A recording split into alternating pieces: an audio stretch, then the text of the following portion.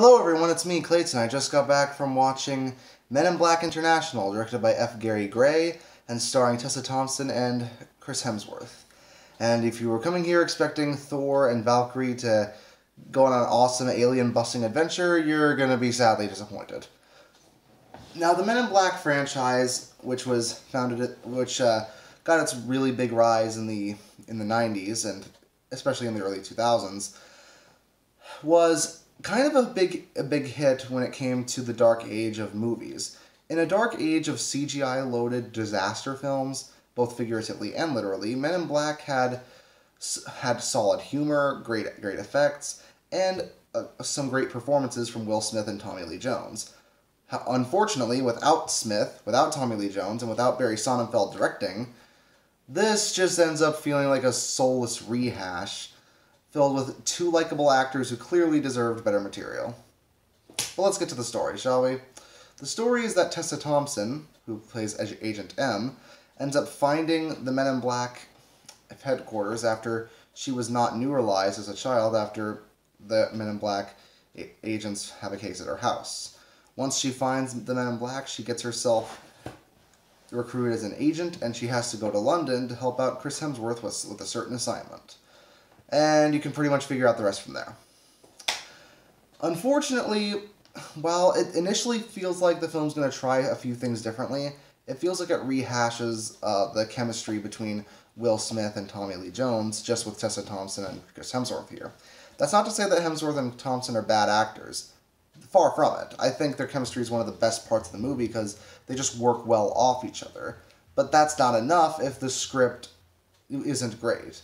Now, this really pales in comparison to the original Men in Black script, as not only is it loaded with cliches, especially when it comes to several of its plot points, but a lot of the humor just falls flat, and that's a big problem when you're talking about Men in Black. Some of the humor in the original was definitely more of the gross-out variety, but at least some of it was unexpected. At least it kept you on your toes, and at least Will Smith was good at improvisation, so he could make a lot of scenes really, really exciting. That's just the power of Will Smith. And neither Thompson or Hemsworth really have that power to me. They need solid scripts to work well, and this one doesn't have it. And if you never told me this was F. Gary Gray's film, I never would have guessed, considering the direction is a lot less lively than I would have thought from a film of his. I would have thought it's just one of Barry Sonnenfeld's B films, especially given how obvious the CGI is. Some of the effects from Men in Black don't exactly hold up to today's standards, but you could at least forgive them for being early 2000s, late 90s CGI. This is 2019 CGI, and it looks bad now, and it's not gonna hold the test of time later. I mean, some of the CGI looks practically 2005 quality, and most of it just takes you completely out of the film. I'm not saying I'd rather watch Berserk 2016 CGI, but it's clear the effects clearly needed some work here.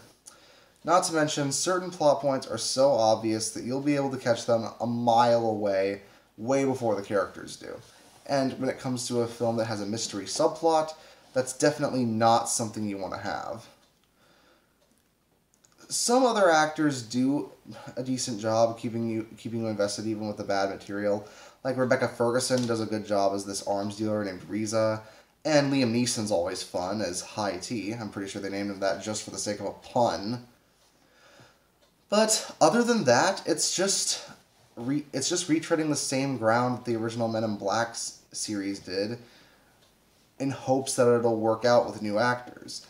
And without a solid script and great directing to support it, it just ends up feeling empty and generic.